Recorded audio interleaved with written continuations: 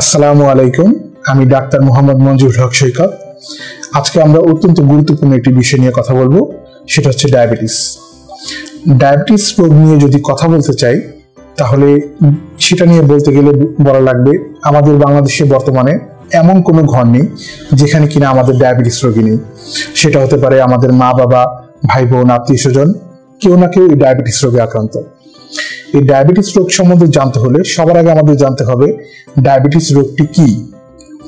আমরা জানি সাধারণত রক্তে যদি গ্লুকোজ কিংবা শর্করার পরিমাণ যদি মাত্রাতিরিক্ত বেড়ে যায় তাহলে সেক্ষেত্রে এই ডায়াবেটিস রোগটি হয়ে থাকে।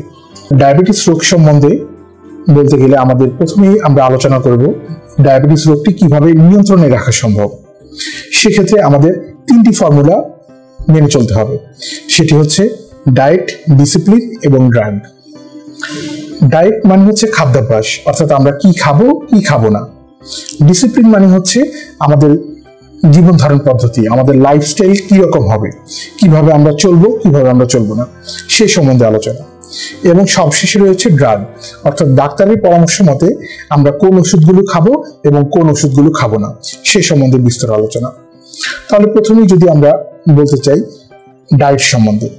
ডায়েট সম্বন্ধে জানতে হলে আমাদের এই খাদ্যাভ্যাস সম্বন্ধে জানতে হলে আমাদের বুঝতে হবে যে আমরা কোন জিনিসগুলো খাবো এবং কোনগুলো খাবো না। যেমন ডায়াবেটিসের ক্ষেত্রে সবথেকে গুরুত্বপূর্ণ হচ্ছে যে গ্লুকোজ বা শর্করা। আমরা শুরুতেই যেটা বলেছিলাম রক্তে গ্লুকোজ বেড়ে যাওয়ার কারণে এই ডায়াবেটিস রোগটা হচ্ছে। তাহলে আমাদের খাদ্যাভ্যাস এমন ভাবে মডিফাই করতে হবে যেন আমাদের ডায়েটে এই শর্করার পরিমাণটা কম থাকে। সেক্ষেত্রে আমাদের ভাতের পরিমাণ কমিয়ে ফেলতে হবে। যেমন আমরা রোগীদের সাধারণত বলে থাকি আপনারা ভাত সাধারণত দুপুরে লাঞ্চের সময় করবেন এবং সকাল এবং রাতে অবশ্যই রুটি খেতে হবে। ভাতের সাথে কখনো আলু খাওয়া যাবে না, কেননা আলু এবং ভাতের মধ্যে যে শর্করার পরিমাণটা রয়েছে সেটা অনেকটা সেম। তাই আলু যদি খেতে হয় তাহলে অবশ্যই ভাতের পরিবর্তে খেতে হবে। এছাড়া সকল ধরনের চিনি জাতীয় খাবার, সকল ধরনের মিষ্টি, প্রসেস ফুড বা প্রক্রিয়াজাত খাবার, সকল ধরনের চকলেট, মিষ্টি, দই, এই খাবারগুলো আমাদের পরিহার করতে হবে। এছাড়া আমাদের বেশি পরিমাণে শাকসবজি খেতে হবে, প্রচুর পরিমাণে পানি খেতে হবে।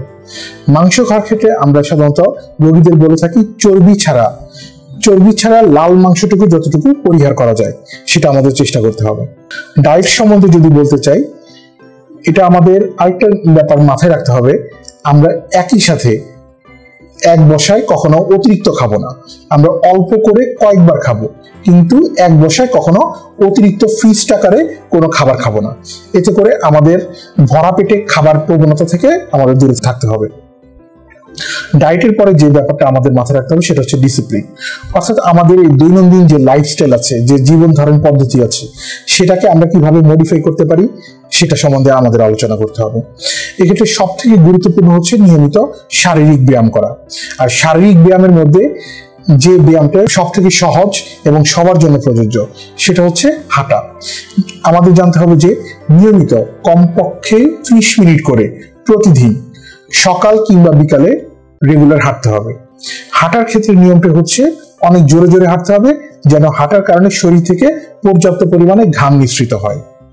হাঁটার পাশাপাশি আরো বেশ কিছু ব্যায়াম রয়েছে, যেমন হচ্ছে ওয়েট লিফটিং, এছাড়া সাইক্লিং, সাঁতার, এই ব্যায়ামগুলো আমরা রেগুলার করতে পারি।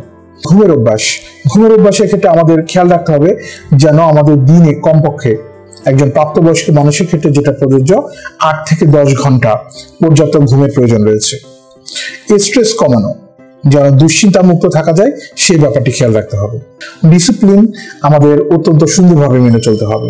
খাবার অভ্যাসগুলো আমাদের সঠিকভাবে মেনে চলতে হবে, তাহলে আমরা ডায়াবেটিস রোগটিকে আমরা সহজেই নিয়ন্ত্রণ করতে পারবো।